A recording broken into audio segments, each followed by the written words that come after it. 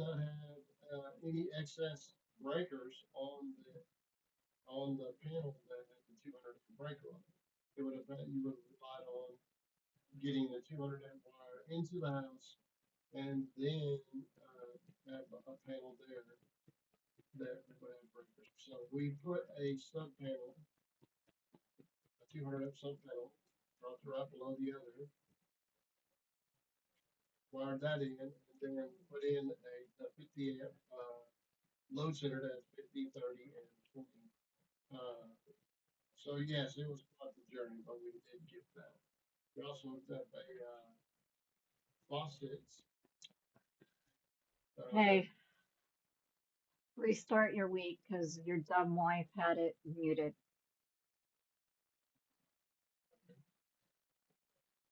is this doing any good? It's I've got it. I'm listening through here. But yeah, that's working. okay. We're not muted anymore. No, I fixed it. What time is it? 9 o'clock. An hour late. Okay. Anyway, I started this week out with good intentions, and of course, accomplished a lot. We had several projects going on here at my house. Houses to be painted. I have a small mobile home park, and I have one guy that's been painting around snow. This is his third day, and he's going to be on 4 days just to get one cover. Anyway, uh, Monday, typical Monday, kind of a you know, smash day. My number one didn't show up, so I called my oldest son, who's wanting to step up a little bit, to work with me, and we went to take care of a really nice guy.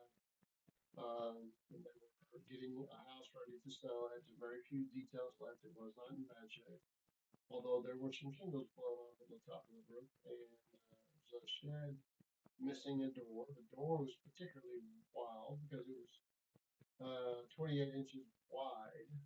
Um, that caused it to. There's no exterior doors in this area that are 28 inches wide, including the 70 oddball doors that I have. And I'm not joking, over 70 doors I have here. Did not have that.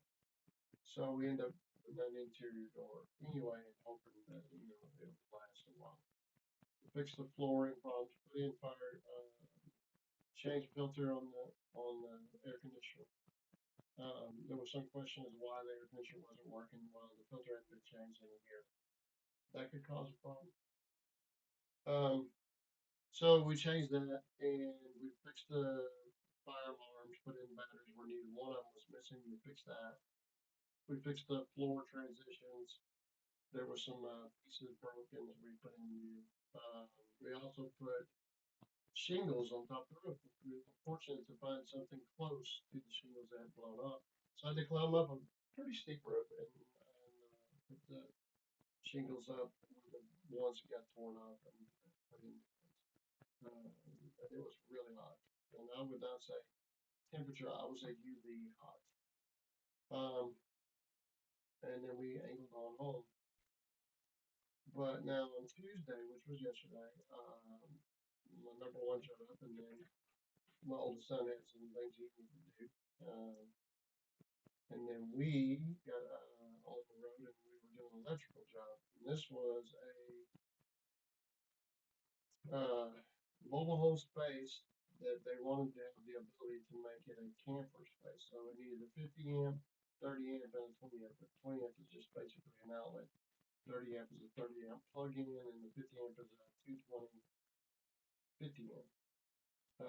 But we couldn't do it because the 200 amp service that was left outside did not have any additional spaces to put in a 50 amp breaker to power the load center for the camper. So we had to put a sub panel in and then put in the load center for the camper.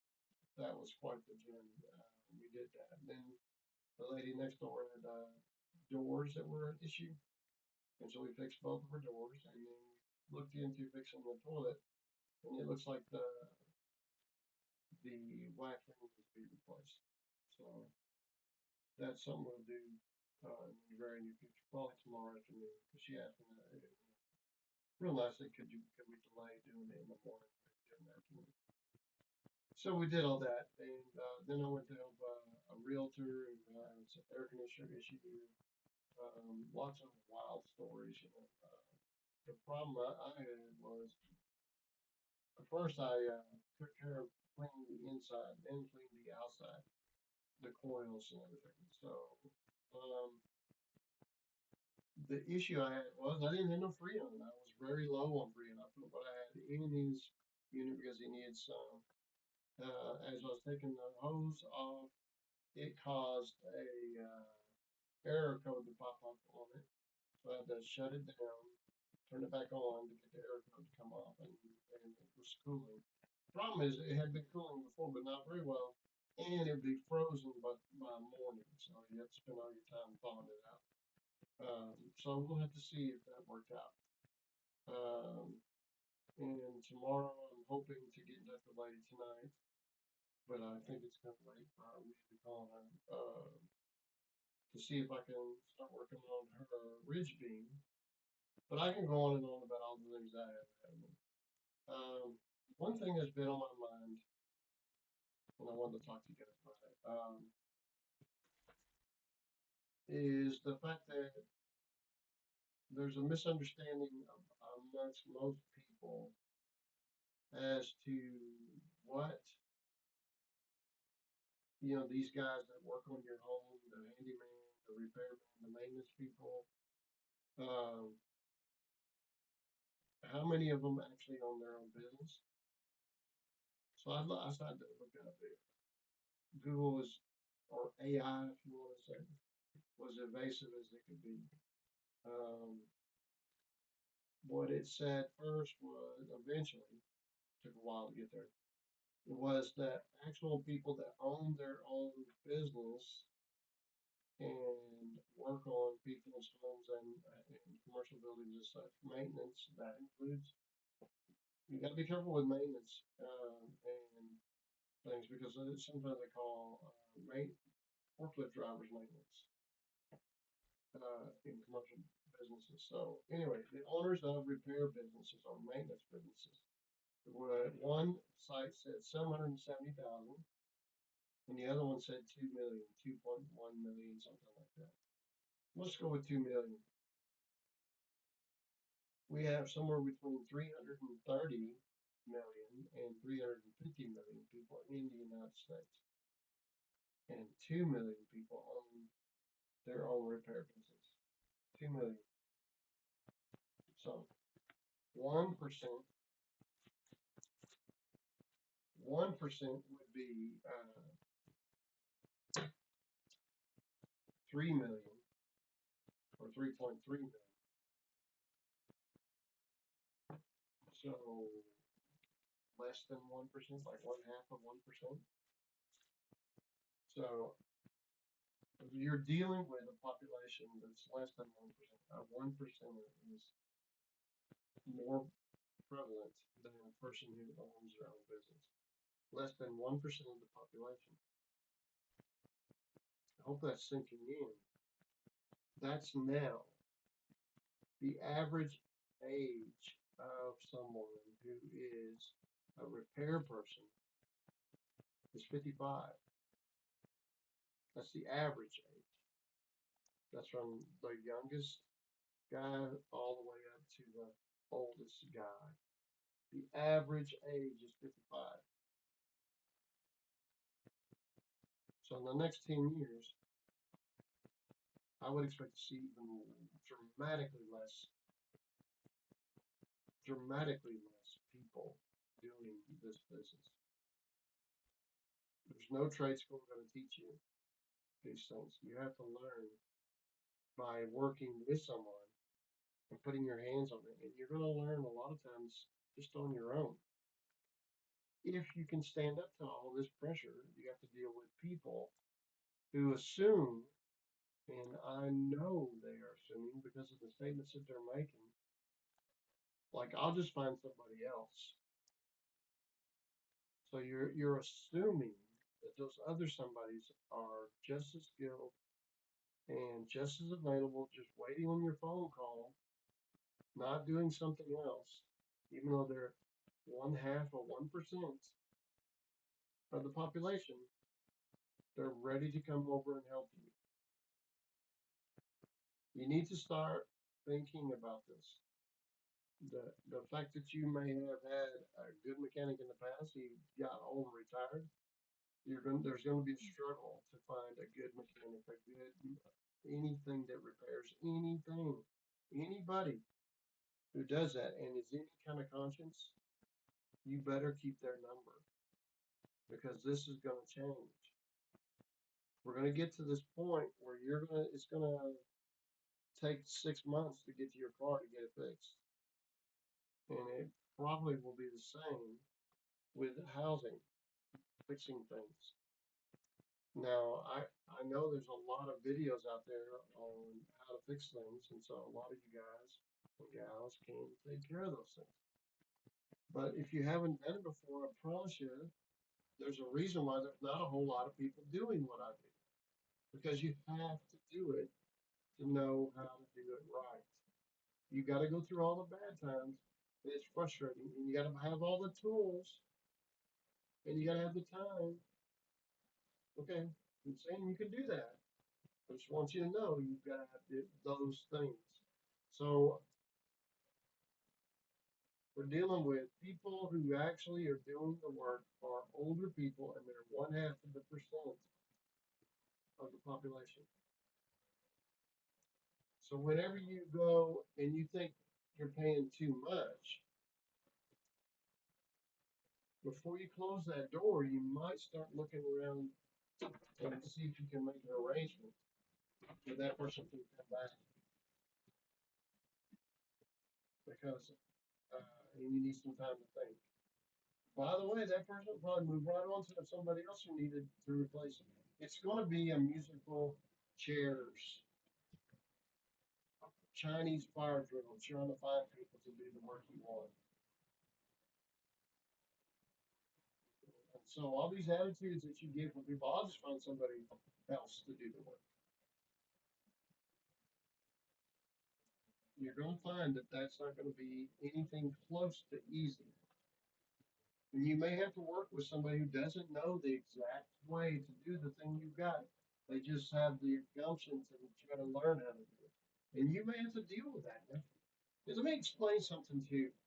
Whenever you do work for somebody, whenever you're done with the work, that's not most people will still want you to kind of warranty it back. Hey, that door started falling apart. Could you come over here and tighten it up? Well, you gotta come over, you gotta go over and tie that up. You're not gonna get paid for it. You see why they want to charge more? Because there's a warranty, spoken or unspoken. You're gonna have to realize that you could beat somebody down on the price, but he's not gonna be able to come back. Not from when you already beat him up so he can hardly make any money to begin with. If you do that to him, he can't come back. He will not come back. There's not enough money. So you want to pay when somebody does a good job for you.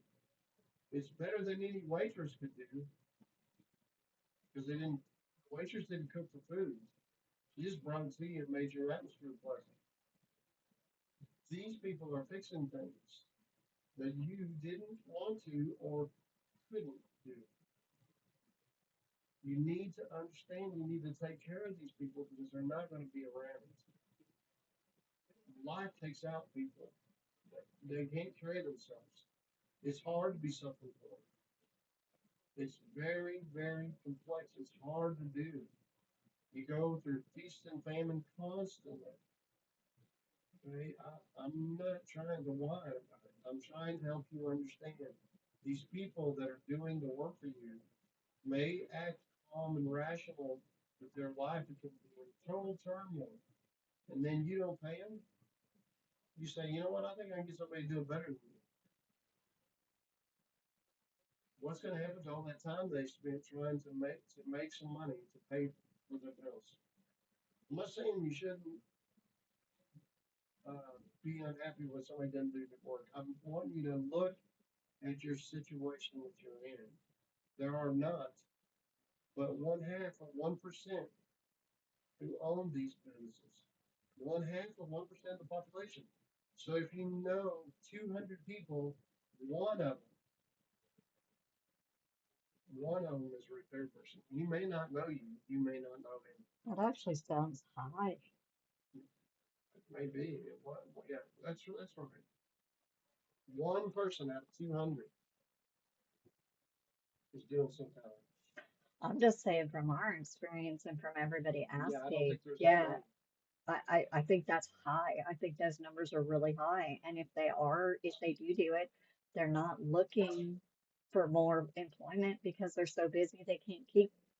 Yeah, so one person, if everybody, if so 200 people have problems once a month, that means that there's three of them have a problem every day. And you can't get to that many You can't get to customers. that many in a day unless they're little problems. I mean, Guys, I'm telling you, and these are very modest numbers. There's not. We're going to have a shortage like you've never seen. You're not going to have the ability. You can't just go and pour concrete.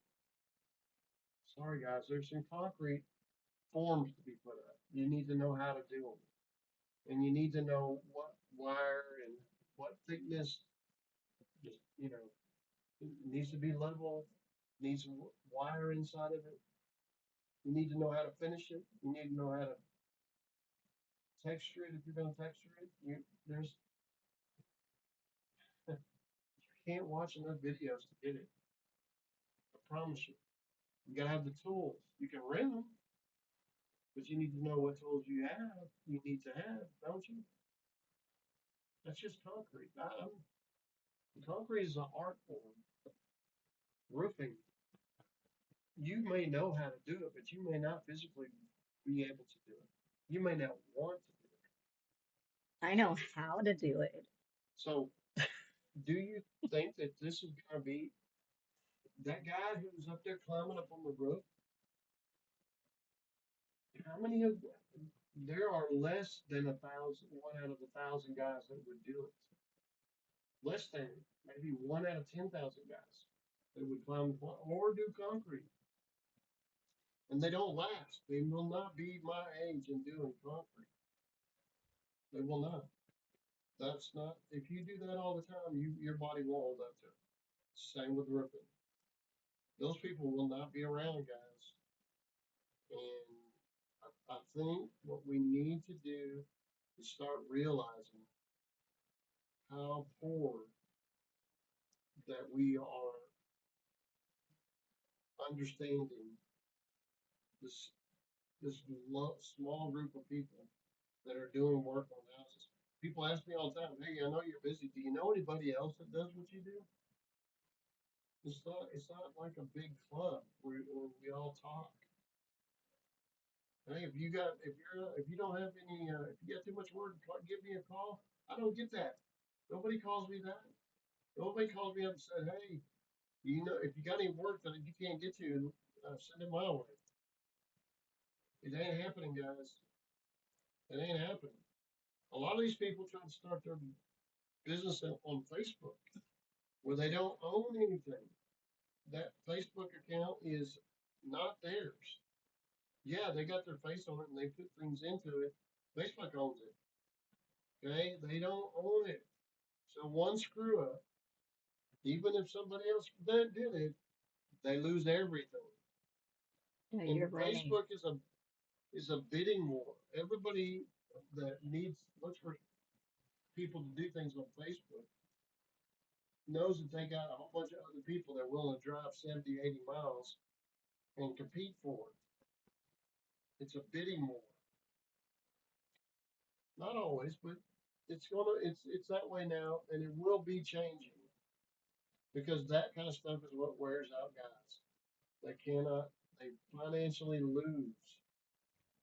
They cannot hold up to that. They can't bid stuff so cheap that you can't make hardly any money. You're better off going over and working in a factory. And they come to that conclusion all the time. I used to do this. I used to do what you're doing right now. And it's just we couldn't stay up to it. Well, I understand, man. There's been many a time in the wintertime that I was scrambling to find something to do. I don't have this winter lined up, so I'm going to keep on saying this. There is a shortage of tradespeople. Okay, there is a huge shortage, and there for every five, Mike Rowe, the dirty job guy, for every five guys who retire, two replace them. You understand that what's going to happen? You're going to pay $2,000 to have a toilet put in. Now you think I'm exaggerating? It's coming. There'll be a time when I'm much older, or even just a little older, and you're going to be paying that. You're going to be paying somebody. I can tell you Well, you're this. 64. Yeah. So uh, I had somebody tell me today that to put in a mini split, that this company wanted $6,000. Damn. And you can buy the mini split for a name brand in the store, or a name brand. There's a whole bunch of brands, like 100 and some thousand different companies make them. Anyway, Mr. Cool, you can buy in a store for 1,000. But they were saying, oh well, we're gonna do Samsung, which is a name a better brand, and it is. Um, and we're getting 6,000. So Samsung probably costs 1,500 max for a 1 ton unit. It probably is only $1,000, and they want $5,000 to install it. That only is happening because there's nobody to compete with them. There's very few people to compete in the air conditioning business. They're making up prices. It's the same way with roofing, metal roofs or shingles. It don't matter. There's not enough people, and they know it. You got no way to compete. You can't compare one into the other and make them compete with each other. It's not going to happen. These guys that are driving roofing trucks, you see what kind of, they're brand new trucks. They're making money. And how many trades have we heard about with people just buying all of the businesses in a state or in Yeah, several states? in the United States, there is a wave of larger companies buying up all the air conditioning companies or all the electrical companies or all the plumbing companies and put them under their umbrella. They just buy them up. They are holding companies, not necessarily somebody knows anything about plumbing, but they know that if they corner the market, buy up all these companies, they can rev up the price. They straight up tell them, you're going to charge this much. This is what we're giving you a menu, and we want you to. This is our platform. This is what you're going to do. Talk about buying up, monopolizing. I mean, this is happening, guys. People are getting bought out that have multiple successful businesses. They're getting bought out, and these companies are saying, "This is what you're doing. You're going to do it our way." And the customer is the one that's going to pay for it. This is all because it's easy to create a monopoly. There's not enough people to not have it easy to create that. Buy up everybody. It's not. It's for a company that has millions and millions of dollars. They can afford to do that, and then when as soon as they do, they raise the prices. And who's the victim? The victim is the customer. Plumbing, electrical, air conditioning. Count on that. It will be a dominant thing to see that large prices, crazy high prices. Right now, the promise that I'm going to tell you is we're at somewhere between $7,000 to $12,000 for an air conditioning unit to be replaced. The air conditioning unit costs somewhere around 3 to 4,500 to buy the parts. The only thing left is labor and some freon. I just heard today, a guy was charged $180 a pound for Freon.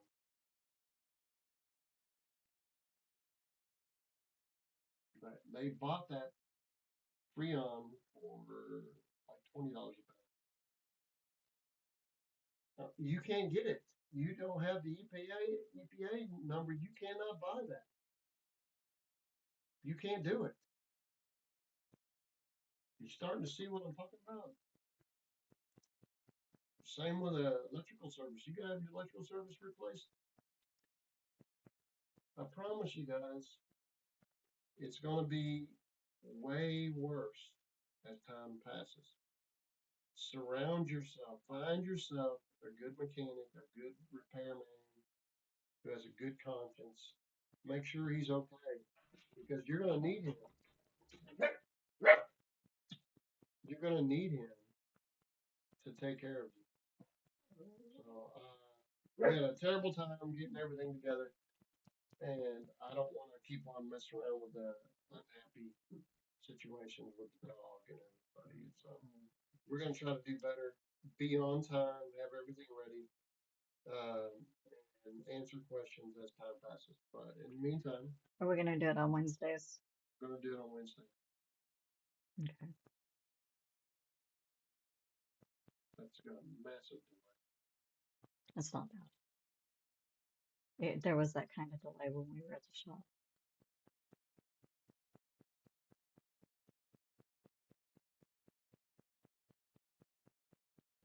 Okay. See you guys later.